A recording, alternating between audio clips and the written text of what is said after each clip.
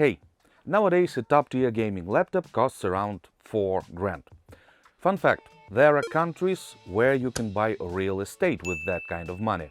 Sure, it will require some renovations. Sure, it will be located, let's say, where the sun doesn't shine at all, but still, it's real estate. If you are ready to settle for a medium-tier gaming laptop, it would cost you around 2 or 3 grand. But that doesn't mean you can't get anything for less. I mean anything with RTX Series 40. Because you can. Now we've got Acer Nitro V or Acer Nitro V if you're in Germany. Let's take a closer look at it.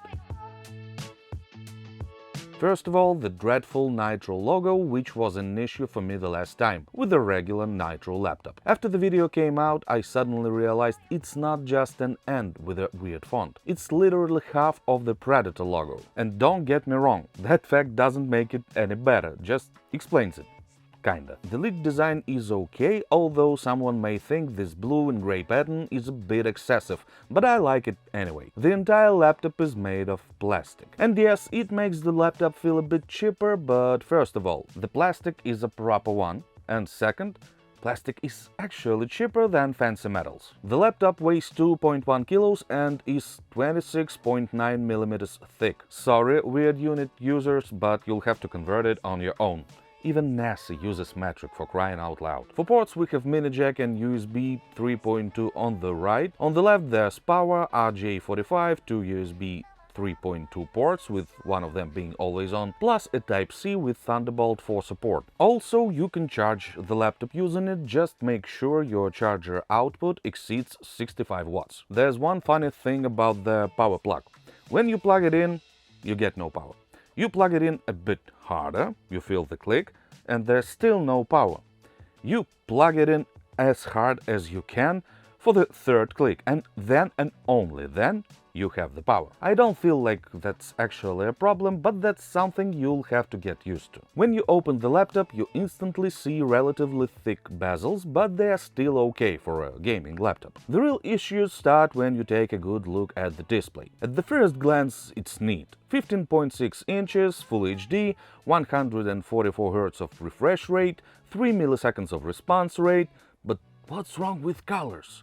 Blue is more or less okay. Green feels a bit darker and cloudy, but the red is not really red. It's more like brick color. Yep, there's no red color in that display. And the overall brightness is not even mediocre. It's 250 nits. Let's analyze this issue a bit. If you're looking at this laptop as an instrument for working with graphics, videos or images, something like that, you have two options. The first one is consider looking at another instrument, another laptop. The second one is buying an external display, like this Nitro for example. And no, there are no filters applied, no tricks, that's the same picture. If you are thinking of using that laptop for gaming, you still have two options. The first one is still an external display. If we are talking about solo, story-driven games. If you are more into some kind of competitive multiplayer, let's say Counter-Strike 2, you can just leave it as it is and use it. Because online competitive games are not about vivid and crisp colors. What's much more important is the refresh rate, which is good here. The response time, which is acceptable in terms of this kind of gaming. But the most important part is performance, which is quite good too. Inside we have Intel Core i7 Gen 13, RTX 4050 with MGP of 75 watts in Turbo Boost, 16 gigs of RAM and 500 gigabytes of storage. Here's Crystal Disk benchmark results. Not bad at all, if you ask me. Here are more results of synthetic tests. TimeSpy Extreme Benchmark, Port Royale, DLSS test, CPU profile and TimeSpy Extreme Stress Test from 3D Mark. Bonus: PC Mark test result. But who cares about synthetic tests when you've got games? I mentioned CS2 earlier, so maximum settings, and off we go to 140-160 frames per second. Need for Speed Unbound. Maximum settings again, 65 to 80 frames per second. Assassin's Creed Valhalla. 74 frames per second via benchmark. Red Dead Redemption 2. Every setting tweaked to maximum again, we've got 48 frames per second via benchmark. Pretty impressive if you ask me. Let's proceed to the sound. It's loud enough, the high and the medium frequencies are balanced almost perfectly, but there's a massive lack of bass. Pretty typical for a regular laptop, but I've expected a bit more from the gaming one. On the other hand, you'll probably use a headset anyway, so who cares? Keyboard doesn't have RGB backlight. That's it. The era of rainbow-emitting keyboards is over.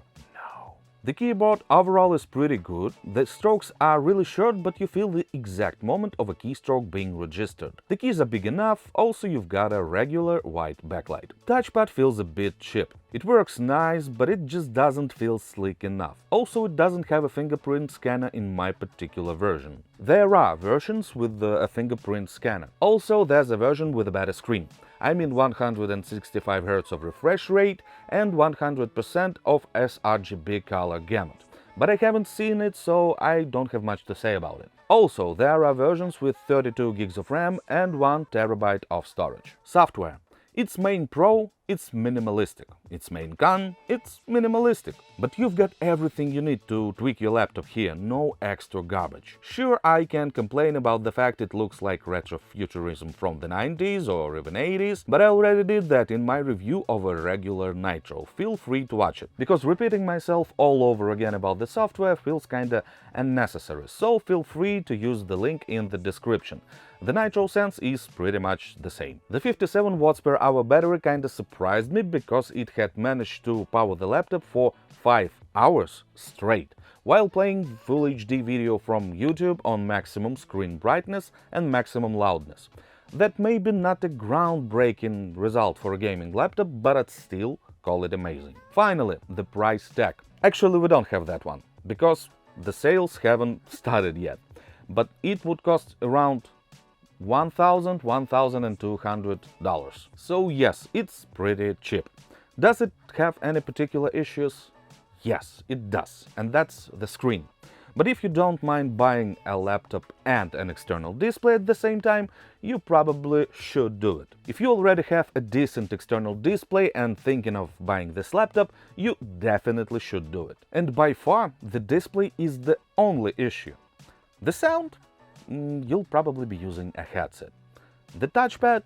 You'll probably be using a mouse. The logo? Yes, it's still hideous and terrifying, but I'm kinda getting used to it, which surprised me quite a lot. Bottom line, if you're on the tight budget and you really want a laptop with RTX Series 40, you probably should buy it. And that's it. Don't forget to subscribe to our channel and mash that thumbs up button if you feel like it. See you again!